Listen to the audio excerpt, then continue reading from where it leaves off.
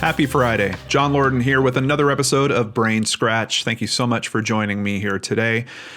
This is a bit of a strange one. You guys know I'm constantly looking for ways to give back to the cases that we look into. We've got a real strange one here because we have a GoFundMe related to this case. You can see the title of this GoFundMe is Vivian's Memorial Service, and it's being organized by someone named Lance Anderson. We see some pictures of Vivian here. But, and notice it's created in December of 2019. We've got another fundraiser here. Does that face look familiar? This one says Jessica Durning's Memorial Service. And Justin Durning is the fundraiser, also created in December 2019. Same person, two different names. What's going on with this case, and why am I so conflicted about making a donation to either one? We're going to get into that as we get into today's episode. But before we start on that topic, a quick update on the Andrea Knable case. Her sister Erin reached out to me with some information I want to share with you guys. Starting here at WDRB.com, family members planning vigil for Louisville mother missing since August. Erin Knable, Andrea's sister, is 3 years older, but January 7th has always been a special day for both of them. They share a birthday. And this year is the first time it's rolled around since Andrea went missing. Here's a quote from Erin. "With the time that's passed, I'm just scared we won't find her at all." The girls' father, Michael Knable, said the holidays were particularly difficult without Andrea. The process of grieving over a missing person is best described, in my opinion, as waves coming at you just like ocean waves. And every now and then, you get a big one. The small ones happen all the time. The big ones happen whenever a body is found or seen or something like that pops up around the region. He's planning a vigil to also keep his daughter's name in the public eye. The hope is to have something within the next 2 to 3 weeks. Michael touches on a point that I hear from many different family members on my work in Searchlight, and that is that when you have a missing loved one, every news story about a body being discovered just sends a chill through you because you're wondering, is this the one? You know, is that phone about to ring and I'm going to hear that they've found my missing son, daughter, brother, husband, wife, loved one? We have a little update here from Erin about a particular instance. The deceased woman who was found on December 3rd in a river in Philadelphia is not my sister. They checked dental records. Apparently that was inconclusive, so they did a DNA swab and they confirmed that it wasn't Andrea. Erin says, "I'm relieved, even though I could tell it wasn't by looking at her face. I still had this worry in the back of my mind. But a life was still lost, and what this woman endured had to have been awful. Please keep her in your prayers along with all families in crisis. Thanks, Erin Knable." Finally, the last thing that Erin did send my way was a poster. I truly wish that I was in the area because I would absolutely be there for this. This is the details on the vigil. They actually didn't have the details when that article came out that I read to you guys. You're invited. We're having a vigil for Andrea Knable and all families in crisis. It's at 5:30 p.m. Saturday, January 18th. So if you're watching this on the day it's released, that means tomorrow. It's at St. Stephen Martyr Church, 2931 Pindell Avenue, and that's in Louisville, Kentucky. So if you're a brain scratcher, you've been following this case, you want to show your support for the family, please, please, please consider going there. And if you do go there, let them know who you are and let them know that I'm with you guys there in spirit as well. It breaks my heart that I can't make it to events like this when I see something like this. There will be prayer, music, and we will walk some of the path Andrea took, Chickadee to Crossbill, and they're saying that news will be covering the event also. And I really hope it's successful for the family in terms of keeping exposure and awareness raised for Andrea's case, because it breaks my heart. That's part of why I do what I do in terms of trying to keep exposure to these cases. When I see that mainstream media covers them real heavy, and then all of a sudden they kind of disappear. Maybe once a year you get an update. A vigil is a really good way to kind of poke the media again and say, hey, we need another story about our missing loved one. And I'm really, really hopeful that this works out for them. And then, of course, on top of all that, to honor your missing loved one by getting people that are close to her together and spending time together and grieving together. I mean, that's such an important aspect of this. Even though we don't know the outcome, she's been missing from their lives for a really long period of time. And there is definitely already a loss that you're experiencing in that. So all my best to the Knable family. All right, let's continue on to the case that we're looking at today, which actually could have started out as a Searchlight case. Unfortunately, I didn't know about this case at the time this was happening, but we could see here at MSN.com, New Orleans Police Department searching for woman last seen nearly a week ago. This is posted August 20th, 2019. We can also see here they have her name as Jessica Easterly. That, I believe, would be her maiden name. Durning is her married name. The other name we're going to get to by the end of this video. The New Orleans Police Department is searching for a missing woman. The reporting person said he last observed Jessica Easterly Durning at their residence, August 14th, in the 6000 block of General Haig Street. So it sounds like it's someone that lives with her. We know that she's married. It doesn't exactly call it out, but I'm pretty sure that some of the information that's coming out here is coming from her husband. When he woke later that day at about 3 p.m., Easterly was not at the residence and had not been seen or heard from since. Now, this is going to be a little bit of a challenge conveying all this information to you guys because we have a few news stories. Starts as a missing person case. Obviously, it doesn't stay in a missing persons case because we're talking about it here on BrainScratch. But I'm going to try to fill in the gaps with a little bit of social information as we're going through this.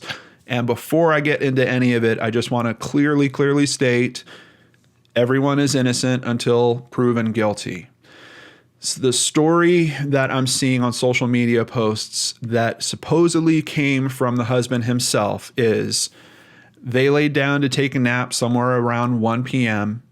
Around 3 p.m., their daughter, which is, I believe, his daughter from a previous relationship, but Jessica was very, very close to, their daughter came home from school. That prompted him to wake up. They didn't know where Jessica was, and she went missing at that point. So let's go ahead and continue over at missingadultkids.com and get into some more pretty troubling details here. We can see they've got the missing poster all put together, and they've also copied some social media posts down below. This is a really interesting aspect.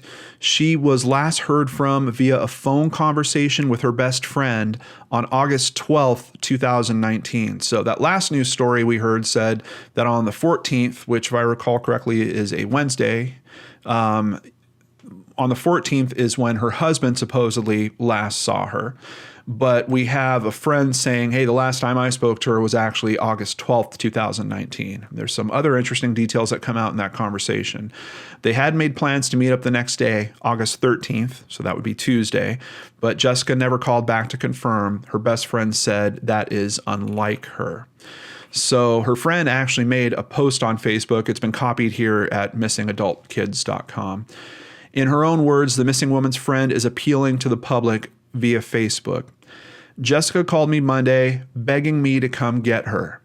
She was exhausted and afraid and wouldn't give me details, but said she would tell me everything when I got there. I agreed to help her leave Tuesday morning, but never got a call back. I think that's very interesting wording that's happening there. I agreed to help her leave. So I think from that we can infer there might have been relationship trouble. There was some reason why Jessica wanted to leave her home, and she was asking for her friend's help to do that. It seems like it was pretty urgent. Wednesday evening, I started receiving messages from her Facebook account, but from her husband, not her. He said she's missing and left her wallet with her ID and her money, phone, keys, and car behind. I advised she wasn't with me and that I was sending police to the house. This idea was not met with enthusiasm. So once again, she's making a comment about how the husband is reacting, and it doesn't seem like he wants the cops coming over to the house, at least based on her assessment. I've called New Orleans Police Department every day since then. So I don't think it's too far of a stretch to infer that, at least based on what Jessica's friend is saying, there might have been some kind of conflict going on within the house. She wanted to get away from it. She was asking her friend for help. Her friend couldn't get there until the next day. We're going to hear a little bit more about it, of an explanation of why that happened that way. But big cause for concern in terms of a missing person case. She's left behind everything that she would need to basically take care of herself: her ID, her money, her phone, her keys, and her vehicle. And that raises another interesting question. Was there any particular reason why Jessica couldn't have left on her own on Monday night? I don't know if we're going to find the answer by the end of this video. I'm in contact with her sister. I've sent her sister a message on that. I'm just not sure if we're going to hear back on it in time. And of course, the invitation is open to her sister if she wants to come on next week and fill in some of the gaps for us. Family's going through a tough time. In particular, today there was an announcement. We'll get to that by the end of this video. So I'm trying to not lean on them too much as I'm making this video. But of course, the invite is open for them to come on. Now, unfortunately, there is a discovery that is made during the summer, but an announcement kind of is held off until a positive identification is made. In terms of web sleuths in particular, I can tell you this created an absolute frenzy. Everyone was wondering, was the body that was found actually her? If it was her, how come no one was commenting on it? If it was her and no one was commenting on it, does that mean that she took her own life? There's a lot of questions and implications, of course, that happen with something like that. But eventually in November, we do have an announcement that it is actually Jessica that has been found. Police identified the woman in question as Jessica Easterly Durning. Durning was reported missing on August 14th. A body was then found on August 22nd, about 4 blocks away at the corner of Orleans Avenue and Kenilworth Street, police said. I actually pulled up a Google Street View, and this is the area where her body was found. I'm not sure exactly where it was found around here. I saw a picture on a video clip about this case where the police cars were kind of parked here, and it looked like they were processing a scene back here, kind of near what looks like the railroad tracks. I don't know if that's a stationary train or if that's one passing through. So it might be kind of in this brushy area back here, but I haven't seen great detail on that. The big problem in my mind with this is looking at where this is in relation to where she was living, because we are only a matter of blocks away, not even a lot, about 2.5 blocks. So this is the block she was living on General Haig Street, and this is where her body was located. So you can see that's 2 blocks directly, and then maybe half a block, or maybe a little bit more. It looks like these blocks are kind of short. There's an alley that runs behind them. Very close to her home. I was also concerned when I saw this, and I'm like, uh-oh, water source. But thankfully, that water source has a big barrier wall between it. It could have been a whole different case if we are talking about a situation where she was dumped. If she was dumped in the water source, who knows what could have happened to the body and where it could have traveled. But this proximity to her home certainly seems like something strange is going on with this case. Let's continue with the details and see what else we can learn. Durning's death remains unclassified pending toxicology results, police said. A post on the social media network Nextdoor recounted how members of Durning's family who were searching her neighborhood found her body. Her own family found her body, and it wasn't her husband. Let's continue at WDSU and get some more details. The death of Jessica Easterly Durning, 43, remains under investigation, according to Jason Malenkin, a spokesman for Coroner Dwight McKenna's office. The coroner's office is still investigating the woman's cause of death, which refers to the medical reason for her death. The office is also still investigating her manner of death, which refers to whether the death was natural, accidental, a homicide, suicide, undetermined, etc. Durning's body was found in an advanced stage of decomposition, and August 22nd police report stated Durning's sister, who lives in Mississippi, found her body while searching for her near her home. That's actually the second case that we've talked about this year where a family has found their missing loved one and made a discovery like this. The other one being the Adrian Quintal case. Terrible to think of what they face when they actually make that discovery. But if we're looking at the progress for the investigation, what a huge step for the investigation. Without that discovery, this stays as a missing persons case. And the option that she wanted to get away and she just had someone come pick her up and they drove off into the night stays there. The investigation it goes completely different when you have a missing person versus even if you don't consider this a homicide, it's at least a death investigation at this point. The family helped push this into a whole new realm. But knowing how close she is to home, I'm extremely disturbed by. And then August 22nd, you're only talking of a matter of a few weeks from when she went missing. I was hopeful that that would mean that we're going to get some good analysis from the coroner in terms of what happened to her. That's not exactly what we're getting here, and we're going to see some reasons why as we continue through the articles. But before we do that, I just want to backtrack on this story a little bit and do a quick stop at secrets.honeymoonwishes.com. And this is a place where Jessica built a profile kind of telling the story of how Justin and she met. So let's take this in. I was invited out on the boat by a girlfriend of mine and her boyfriend I hadn't met. I stepped aboard and saw the most handsome man I had ever seen. I couldn't take my eyes off of him. I caught him having the same problem. I saw him a couple times after, but lost touch with the girl when I moved back to Ocean Springs.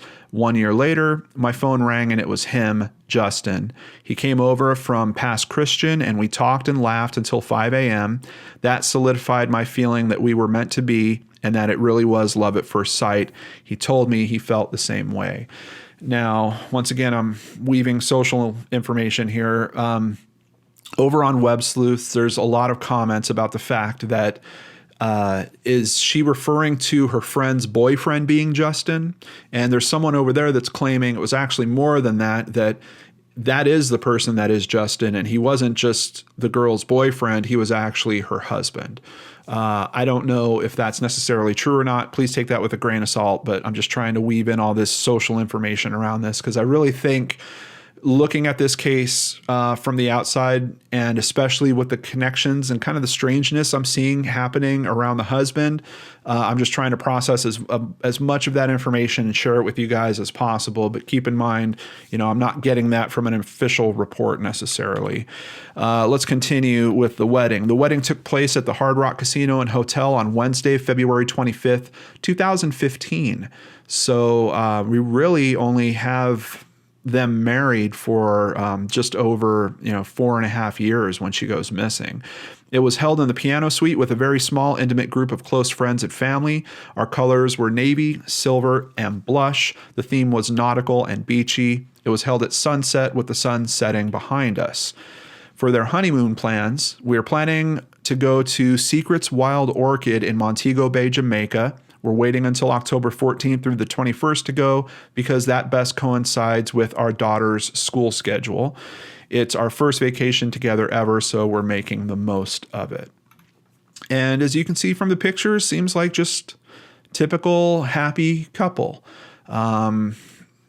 Does that really hold true as we get in more of the details here? I'll kind of leave that for you guys to decide. There is another page here about the blog. It only has one post from December 15th, 2014. Well, here we are almost 2 months away from the wedding, and things seem to be running on schedule. We are both very excited and can't wait for the big day. Trying to plan a wedding and Christmas is a full-time job, and I have my business, JRD Designer Flops. I custom make flip-flops to your color, height, and anything else you can imagine. Every pair is handmade and designed especially for you. Now, I am seeing a few different references to different businesses for her. There's also a company that it says that she's, I think, the vice president of marketing or something for. According to information that I'm being told from her sister, that company, we're not even sure if that company is real or not. Web Sleuths also hit the same thing. They don't think that it's a real organization. Seems to be a company that perhaps her husband was trying to start or they were trying to start together.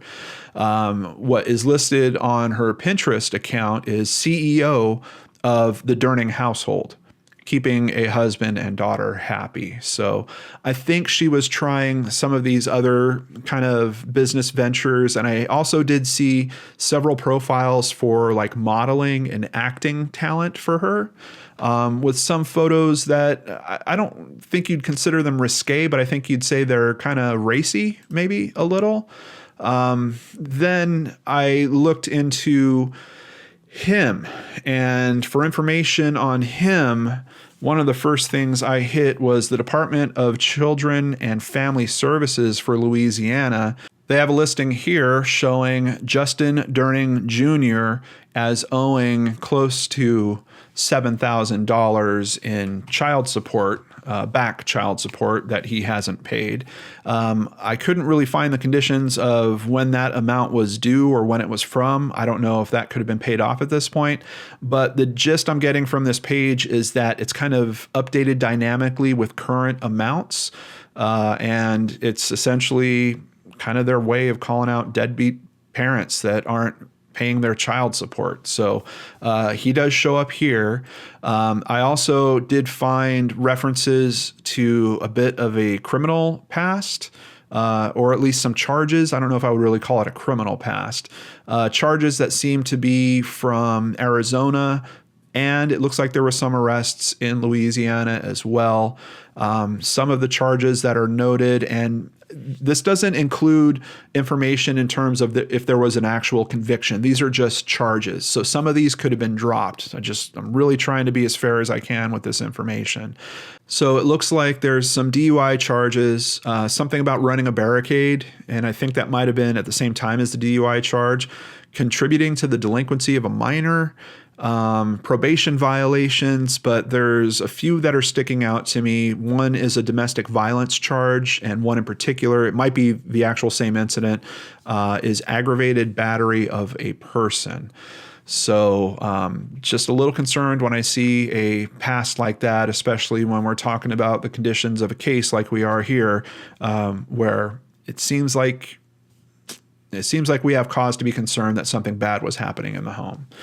Let's continue with another article at WDSU.com. Jessica Easterly, Durning's best friend and sister, both said they'll miss the long phone calls with her more than anything. Durning's sister, Audra Gutierrez, said she, her sister, and a cousin were looking for Durning near her home when the smell of decomposition prompted them to get out of their vehicle and search on foot. My family is devastated, Gutierrez said. It's been a nightmare. It's just been a nightmare not knowing where she was and finding her and waiting for DNA to come back. Durning's relatives said in a statement they believe foul play was involved, or at the very least in the placement of her body at the site where it was found. This thing would not have taken this long as it has had she not laid in the New Orleans sun for a week and a half before her body was found, said Durning's stepfather, Rick Schmidt. That's what made the autopsy so difficult. The fact that she was there, everything points to she was dumped there. She did not die there. Schmidt said his stepdaughter was a good woman who made close friends that she kept for life. She shouldn't be dead right now, Schmidt said, with tears on his cheeks. Durning grew up mostly in Ocean Springs, Mississippi, but had been living in New Orleans for about 5 years. Another quote from her stepfather: however she got in that place, somebody knows and has the person that knows how Jessica died, and that's what needs to be brought to light and what we need to have come forward and put it to rest. Schmidt said. Durning's cousin, Stephanie Boswell, asked anyone with tips, no matter how small, to contact NOPD. And of course, we have contact information in the description box below for NOPD as well as Crimestoppers if you need to remain anonymous. And I think that Rick is making a very, very good point here. If we are talking about a situation where her body was moved to that location, that person knows more about why, or at a minimum, that person knows where her body was originally. So there's like a chain of connectivity that if we pull on that thread, we should be led to the answers. So we really need either that person or someone that's spoken to that person to step up, do the right thing, and use that information in the description box below and call that information in. A big aspect of this case that is kind of tough in terms of covering it is we don't know what actually happened to her that caused her death. Now, just as of within hours of me recording this, and this is part of the reason why today's such a tough day for the family, there is some information that has come out. And for that, we're going to have to jump over to a Facebook post. And there's several parts of this update I want to share with you guys just to get a better sense of everything that's going on here. So starting November 9th, 2019, at the request of Jessica's family, I'm updating to state they do not believe Jessica committed suicide and she is the victim of foul play. Because the investigation is ongoing, it's not expected for her body to be released in the immediate future.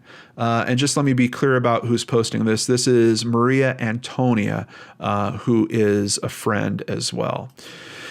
November 10th, 2019. I received a call from Jessica's sisters, and they have asked to go ahead and reveal something we've been keeping quiet. On August 22nd, Amanda R. Barnes, Audrey-Ann Gutierrez Schmidt, and Douglas A. Schmidt got in the car and drove over to New Orleans to speak face-to-face with detectives at NOPD 3rd District about Jessica's disappearance. They decided to follow their gut instincts and drive around her neighborhood before going to the police station. When they turned onto her street, Doug demanded they stop the car because he was able to smell decomposition. They parked the car and backtracked down to the underdeveloped area at the end of the road where Audrey spotted her body. Her own family found her decomposing body dumped at the end of the road. There are no words to describe the trauma and heartache that has been inflicted on this family. Were it not for their efforts, she would still be conveniently missing. They are in this for the long haul to see justice is served. Their fury exceeds my own by far. And then finally, this is the update that happened on January 15th, 2020. Jessica's family and I received extremely disappointing news today. The coroner has listed the cause of death as undetermined. At this point, she is being released. Because no arrest has been made in the case, she will be released to her legal next of kin, which is not her parents or sisters. I think you all know who that is. We are distraught but undeterred in our determination to get justice for her. The investigation is ongoing. We apologize that we do not have any information about her final arrangements. And that's been another tough aspect of this case. I couldn't even find an obituary on her because none of that stuff is basically happening yet in terms of there being a funeral home to get her. It seems like that isn't lined up quite yet. And I believe part of the reason is because of those GoFundMes that we talked about at the start of this. So why is there a GoFundMe with a different name? Who is Viv or Vivian? There's another aspect to Justin and Jessica's life that we have to touch on, and I think that this is possibly why the family has hit some stopping points in terms of getting major coverage to this. I can tell you the reason why I caught on to this is because on Twitter I saw her sister calling out for help over and over and over, specifically to some, we'll just call them big media, true crime people. So that's kind of what caught my interest, and I kept an eye on this case and then started looking into it for myself. I think why those companies aren't rolling with this case is because it does appear that Jessica and Justin were camming. you might know of some people that do kind of cam model stuff. It's an industry where people use very much the same type of setup that I have here for doing my YouTube videos, but they are essentially creating adult content from within their own home. It does seem that they were doing this together. I have found one article in particular where the two of them are being interviewed. They are using aliases, and quite honestly, I don't even want to share the details of that interview with you guys because I don't think any of this information is actually true. I believe they were treating this as characters that they had built up, and that's who's being interviewed in this. So I really don't think it's helpful. I'm not even going to include the link down below, but just know the pictures are obvious. It is obviously the two of them. It does seem like they were working together on this, but there's something very strange that happens after her death. He keeps kind of rolling with it, apparently keeps posting, making social media posts that include images of her in this adult entertainment capacity. And then we get the strangeness like we have with the GoFundMe. So essentially, this first GoFundMe is for the character of Vivian's memorial service. And you can see it raised $140 of an attempted $9,500 it was going for. And then the second GoFundMe is for Jessica Durning, the actual person. It has a goal of $3,500, but isn't really going anywhere. And I think I know why. I mean, you guys know how often I contribute to things exactly like this. I don't know if this is the best way to really help the family in this case. And it's a really tough consideration because as far as I know, her remains would likely be held at the coroner until arrangements are made for her to be transported to another location for burial or cremation. So I'm myself even kind of conflicted about, yes, I understand the family has to be really, really upset because they think the person who could be responsible for her death is now in control of her remains. But does that mean that we leave her at the coroner's office? It's a terrible, terrible consideration. And I don't know how to process it myself. And I could just imagine what they're going through. So I'm not going to make a donation to either of these at this point. I did ask her sister about, is there other organizations or are you guys putting together some type of GoFundMe? They're just not in a place where they're just not there yet. But I'm going to keep in touch with her and I'm going to wait for something along those lines, something that I could feel good supporting. Especially because of this thing with him kind of putting their characters out there and then running a GoFundMe on it. I feel extremely weird about this. On top of that, if you guys want to see this kind of, it's a really interesting emotional angle that's going on in the Web Sleuth thread. There's, of course, the basics of the case. There's people that are confused when there's a body found and there's no information coming out. But there's people getting very upset because they keep following the social media that was for these two characters that they were playing. And there's pictures of her being released after her death over and over and over. Now, thankfully, the family seems to have been reaching out to those platforms directly and has had many of those accounts shut down. There's another really, really disturbing aspect, and that is that there was also social media posts he was making trying to promote the GoFundMe, where he was saying, if you support the GoFundMe, you're going to get access to exclusive pictures, exclusive video, and even her shoes or possibly her lingerie. I don't know, guys. Look, we all have different feelings about the adult entertainment industry. I totally get that. I think that that is not really a major component to this case. If I strip that out of the conversation, we're looking at just this strange aspect of, is he trying to maximize on the death of his wife in some way? We know he's got some kind of money trouble because he can't pay off his, almost $7,000 in previous child support. He's trying to raise $13,000 or so on these two GoFundMes. But by offering, really? you're offering your deceased wife's lingerie and shoes. I mean, and I understand it's a character. Like I get that aspect, but still, I don't know. It leaves me in this very weird spot. And so many people on the Web Sleuths thread were hitting the exact same thing. So it just breaks my heart. It breaks my heart to think about leaving her in a coroner's office, about the family not having a service that they can go to and help process the feelings of losing her together all in a formal way like that. I don't know how this gets unstuck. I don't know how this moves forward. It's just a terrible, terrible thing.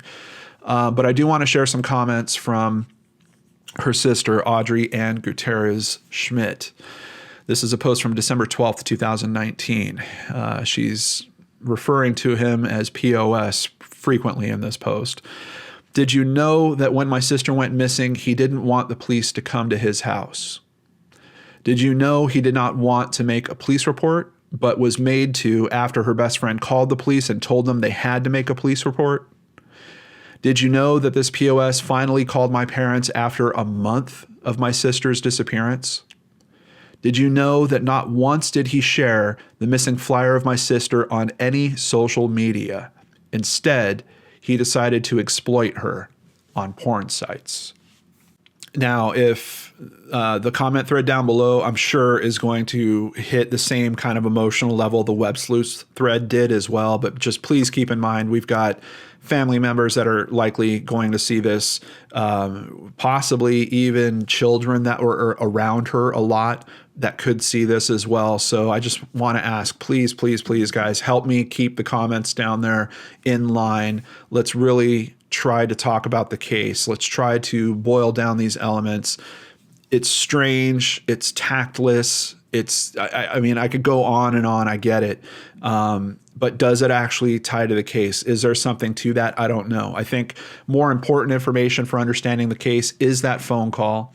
And there is a post I want to share with you guys that I do believe is made from the same person that she called that Monday. I've spent the past 3 months thinking about what I want to say. I faced criticism for not showing up when Jess asked me for help. In my head, I know it was impossible for me to make it all the way there that day and get my kids from school. In my heart, I know I failed my friend and I let her get murdered. And yes, I just said murder. Jessica did not kill herself. She had hopes and plans for her future. She was ready to move on. She was afraid for her life. Obviously, she was justified in that fear. I wish I had known Thanksgiving 2018 was the last time we would ever see each other. I'll never forgive myself for the way I let her down. And I don't know how to help that person with that. That's got to be just the toughest thing to deal with, knowing that you might have been able to change what happens after that point where she was reaching out, calling for help. I get the sense that this might be a friend of hers that doesn't live in the area, maybe not even in the same state. This could be a friend from her previous home state. So I think that's why she's calling this out. I think it's really good that she's sharing this information because I know obviously what the internet is like, and there's a lot of people that are going to attack that aspect. How come you didn't go and help her right away? I get that. But I'm still wondering about that aspect. What was it that was stopping Jessica from leaving on her own? To the point of where even if it was something like she couldn't drive or something like that, was there a service that she could have called? Could she have gone to a shelter for the night? Something along those lines to just get to that time period where her friend could come and help her. But I truly feel that this is not her friend's fault. Her friend was intending to get to her that next day. Like she said, Jessica didn't call her to confirm that day, and all of a sudden she's getting texted from, or she's getting messages from her husband through Jessica's profile. It's just, it's tough. I know there's no way to tell her not to beat herself up over it. I'm sure that she's putting herself through the ringer, but I just hope that she's able to find some help to process that and move through that, because unfortunately we can't turn back the clock. There's nothing we can do to change what actually did happen. And the feeling I get is I think if anyone knew what was going to happen in this case, they would have gotten off the phone, jumped in the car, and headed right out there. I don't think anyone knew that this is where things were going to lead to. So, of course, in the description box below will be the sources for today's episode, everything we've gone over. I'm also going to include Audrey Ann's Facebook page. She does a lot of updates on this case very regularly. So if you want to know the latest, that's probably your best place to go, especially from the family's perspective. I don't think I'm going to include the GoFundMe links. I don't know what to do with that stuff yet. I'm really kind of struggling with that. But also a few Reddit threads and, of course, the Web Sleuths thread you will find down there as well. So what do you think, Brain Scratchers? I know it's been hard not to focus on one particular theory with this case, and that's that we're talking about some domestic violence related issue that could have happened in the home, and then her being taken to that spot to try to hide that. But there is some other possibilities that I could see as well. I mean, it could be something as simple as she went for a walk that afternoon and something happened out there. Was she struck by a vehicle and then someone tried to cover that up? That could be a possibility. I don't know how high of a possibility, but it's certainly in play. Also, keep in mind with the work that they were doing in terms of the adult entertainment on cam work, could that have developed a stalker or something along those lines? I think it's another avenue that should be looked into. I don't know how strong it is, once again, because it's just hard to imagine a situation where, she's taking a nap with her husband in the afternoon and someone broke in and took her out of the house and he didn't wake up. I mean, this is a guy that's former military from what I understand. I don't know. But then the biggest thing that's really hard to process about this case at this point is we seem to have the cause of death being undetermined. And I tried to get some clarification from her sister about that. And because I've only heard undetermined really be a categorization for manner of death. I haven't really heard that for cause of death. Typically, cause of death would be like, asphyxia or blunt force trauma or something like that. And then the manner of death would be a categorization of the cause of death. So it would be, this is thought to be a homicide, this is thought to be suicide, or we couldn't determine it. So I really haven't heard of undetermined for cause of death too frequently, especially for a body being found within a few weeks. So I'm very curious about that. I don't know if there is additional detail that will be coming out that might help the public. In terms of helping the police. I mean, that's really, if we don't know what happened to her, it's a bit harder to ask the public, hey, did you guys see this? Did you know about that? Is there a particular weapon that was involved that we could look for? We're not able to process any of those aspects of the case because it seems like they don't have any information. And it's strange because they did say they were waiting for toxicology results. So I'm wondering, were they thinking that there might be a poison scenario of some kind at play, but we're really not getting great detail on that either. So I'm curious to see what might come out over the next few weeks. I mean, we have a little bit of a nudge in that at least they got an answer from the coroner, but it's kind of not the answer you really want to hear. It really puts this case in a whole different place for being able to process it. But someone out there has the information. Someone out there knows what happened. And that information, when combined with their analysis, might be the key that actually breaks through on this case.